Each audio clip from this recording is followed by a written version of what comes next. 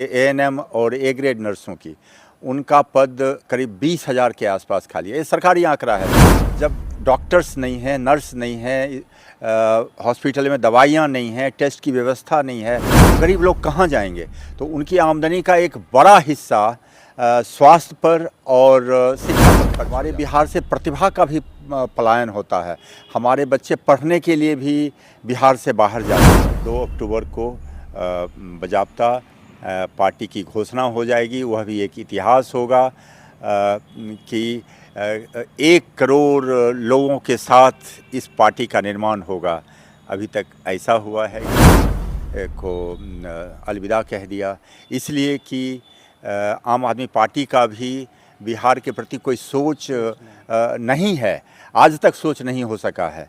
इसलिए जनसुराज में जनसुराज के कई एक लोग जो है जनसुराज में जो है अब शामिल हो रहे हैं, जहां पर उनके संगठन जो प्रशांत किशोर की संगठन है जनसुराज, वो भी आने वाले समय में यानी कि 2 अक्टूबर को जो है पार्टी भी बनाएगी।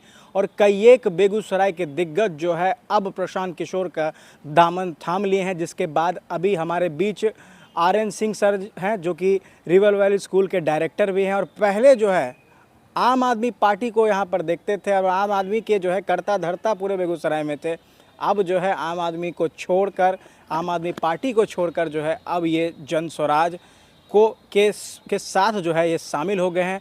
हम इनसे जानने की कोशिश करेंगे कि आखिरकार जो है आम आदमी पार्टी के साथ साथ ये दामन छोड़कर अब जो है जनसुराज यानी कि प्रशांत किशोर के साथ आखिर कर क्या रहे हैं। सबसे पहले हमारे चैनल FOB न्यूज़ में सर आपका स्वागत है। आपका FOB न्यूज़ का बहुत बहुत धन्यवाद, आप यहाँ पर आए। जनसुराज ही क्यों, बहुत ही सामयिक प्रश्न है। जनसुराज ही क्यों होना चाहिए? बिहार में बहुत सारी पार्टियाँ हैं और आप जब देखेंगे तो यहाँ पर बिहार में सभी पार्टियों ने राज्य किया। कांग्रेस ने राज्य किया तकरीबन 40 वर्षों तक, आरजेडी का राज रहा कांग्रेस के सहयोग से तकरीबन 15 वर्ष तक। उसके बाद नीतीश कुमार जी का राज्य रहा बीजेपी के साथ मिलके, कुछ आरजेडी के साथ मिलके भी तकरीबन 18 वर्षों का। तो सभी पार्टियों ने, लगभग सभी पार्टियों ने सत्ता में भागीदारी निभाई, लेकिन बिहार लगातार नीचे ही जा रहा है। गरीबी रेखा में बिहार 28 राज्यों और केंद्र शासित प्रदेश 8, उसमें सबसे नीचे बिहार का स्थान। पर कैपिटा इनकम बिहार का सभी राज्यों से कम। नेशनल एवरेज देश का है 2,14,000 करीब per capita income national average है। बिहार का करीब 45,000 रुपया प्रति व्यक्ति आय है प्रति वर्ष। तो पर कैपिटा इनकम में भी सबसे नीचे, गरीबी में सबसे नीचे। यहाँ की तकरीबन 1/3 आबादी, मतलब 13 करोड़ हमारी आबादी है, उसमें से 3.25 करोड़ आबादी हमारी गरीबी रेखा के आसपास है। उनकी आमदनी 70 रुपया से भी कम है। इसका मतलब हो गया कि हमारी जो 1/3 आबादी है, वो 1/3 आबादी दोनों शाम ठीक से भोजन नहीं कर पाती है। हमारे बिहार का ये हाल है। बेरोज़गारी देखेंगे तो पलायन देख ही रहे हैं आप। हमारे नवयुवकों का दूसरे प्रदेशों में पलायन होता है, बहुत बड़े स्तर पर मजदूरी करने वो जाते हैं। हमारे बिहार से प्रतिभा का भी पलायन होता है।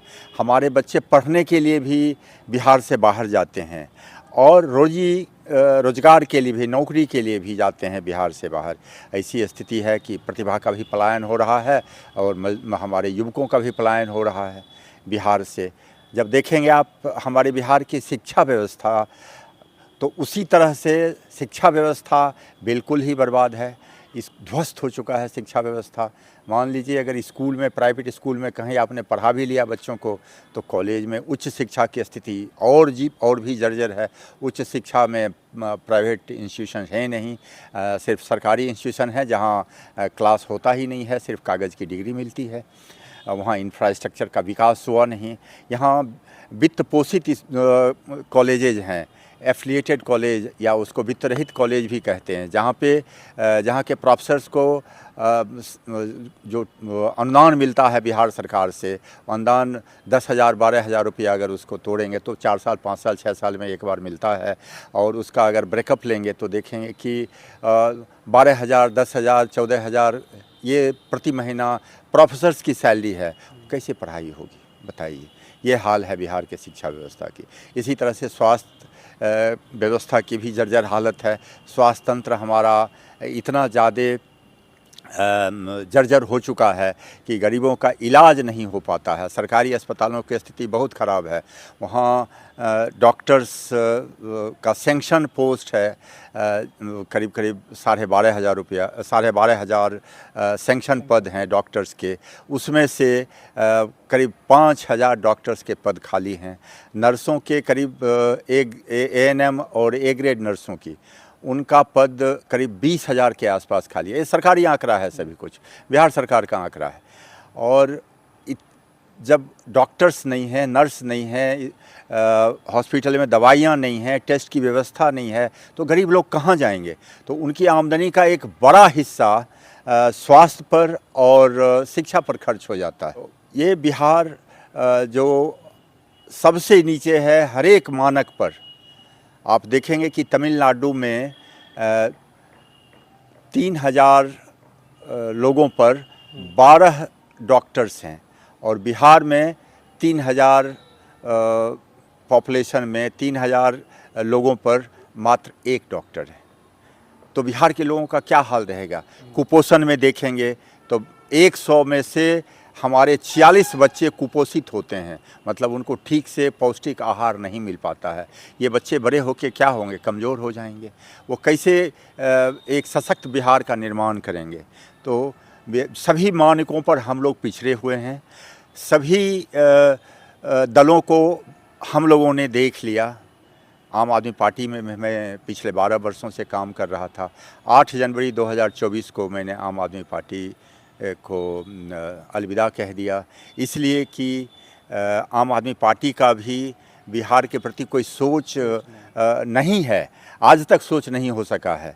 इसलिए जन स्वराज में आ गए हैं लोग। मैं ही नहीं, जितने भी प्रबुद्ध लोग हैं बिहार के वो भी, और जो सामान्य लोग हैं वो भी, सभी लोग चाहते हैं कि बिहार में एक नई व्यवस्था बने, एक ऐसी व्यवस्था बने जिसमें हमारे बच्चों को न तो रोजी रोज़गार के लिए, न तो मजदूरी के लिए, न तो पढ़ाई के लिए बिहार से बाहर जाना पड़े। उनका पलायन रुके, बिहार का विकास हो, यहाँ की स्वास्थ्य व्यवस्था अच्छी हो, शिक्षा व्यवस्था अच्छी हो, और लोगों की इतनी आमदनी बढ़ जाए, बिहार का इतना विकास हो जाए अगले कुछ वर्षों में कि बिहार भी अग्रिम राज्यों की श्रेणी में आ जाए। वैसा बिहार बन जाए जो बिहार आज से 2300 वर्ष पहले जिसका गौरवशाली इतिहास था।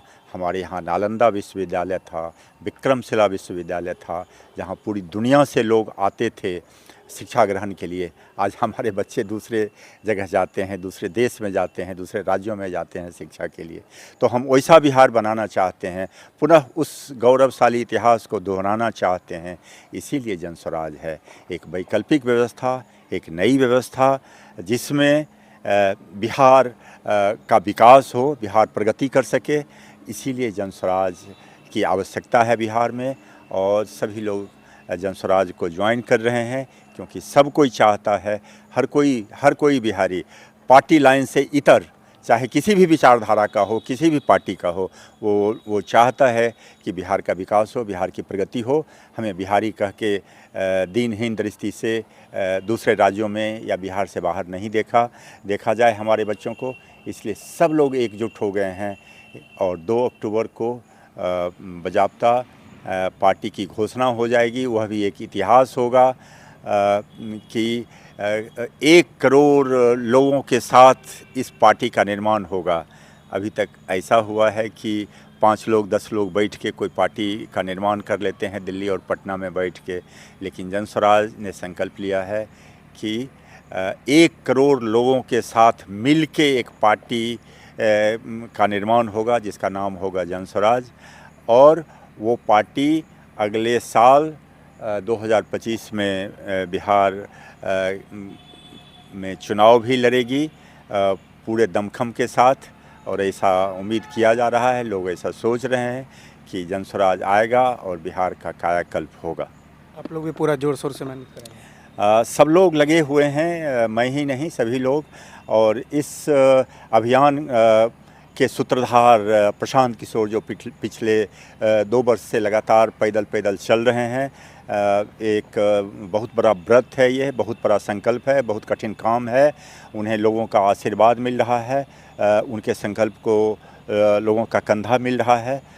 लोग चाह रहे हैं कि बिहार में बदलाव हो, और उनके नेतृत्व में हो रहा है। इस अभियान का नेतृत्व अभी वही कर रहे हैं, लेकिन उन्होंने स्पष्ट रूप से कह दिया है और कई बार कई जगह बाकायदा घोषणा करके कह दिया है कि इस पार्टी का जो नेतृत्व संभालेंगे जब पार्टी बनेगी तो वो कोई अन्य होगा, वो प्रशांत किशोर नहीं होंगे। ये इतना बड़ा त्याग है इस बिहार के लिए, इस प्रदेश के लिए प्रशांत किशोर का। उनके इस संकल्प के साथ मैं भी और करोड़ों लोग अपना कंधा दिए हुए हैं, और ये उम्मीद की जा रही है कि अब बिहार पीछे मुड़ के नहीं देखेगा, बिहार को अब आगे देखना है, आगे बढ़ना है। आपका बहुत बहुत धन्यवाद, बहुत बहुत शुक्रिया। तो ये देख सकते हैं, आनंद सिंह सर ने कहा कि अब बिहार जो है पीछे मुड़ के नहीं देखेगा, सीधा मुड़ के देखेगा। तो सीधा बेविकल्प में जो है ये मानते हैं कि प्रशांत किशोर है। तो क्या आपको लगता है कि प्रशांत किशोर विकल्प हैं या आनंद सिंह सर के बातों से सहमत है? तो नीचे ज़रूर कमेंट करिए कि इनका क्या विचार जो है आपके विचार से मिलता है, और क्या आगे होगा ये तो वक्त ही बताएगा। तो सर ने बताया कि शिक्षा हो, स्वास्थ्य हो, कई एक मापदंड पर जो है बिहार पीछे है, लेकिन बिहार को आगे लाने के लिए प्रशांत किशोर और इन जैसे लोग जो है मिलकर, यानी कि जन स्वराज की पूरी टीम मिलकर जो है पूरे बिहार को जो है एक नई क्रांति लाने का एक प्रयास करेगी। और उस क्रांति में अगर आप शामिल होते हैं तो इन लोग, खुला मंच है, उनसे शामिल हो सकते हैं और जन स्वराज की मुहिम से जुड़ सकते हैं, ताकि बेहतर बिहार, एक बदला बिहार और नया बिहार देखने को मिलेगा। इसी के साथ मैं कुमार सानू सहयोगी श्रवण के साथ आप देख रहे थे FOB न्यूज़।